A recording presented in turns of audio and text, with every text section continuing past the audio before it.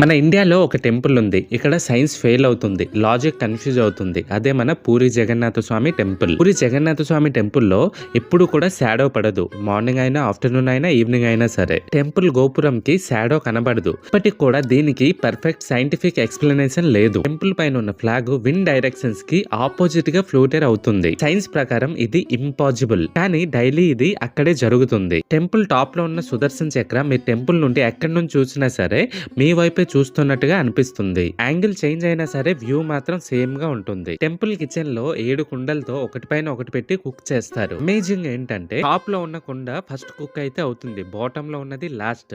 Science కి ఇది complete puzzle అని చెప్పొచ్చు. అలాగే టెంపుల్ ఎంట్రన్స్ దగ్గర సముద్రం సౌండ్ అయితే చాలా క్లియర్ గా వినిపిస్తుంది. కానీ టెంపుల్ లోపల అడుగు పెడితే సౌండ్ అనేది సడన్ గా మాయమవుతుంది. ఇది ఎలా ఎవ్వరికి కూడా తెలియదు. ఇది టెంపుల్ కాదు, faith, mystery plus science mix అయిన ఒక వండర్. మీకు ఈ సీక్రెట్స్ గురించి ఆల్రెడీ తెలుసా? కామెంట్ లో చెప్పండి. జై జగన్నాథ్.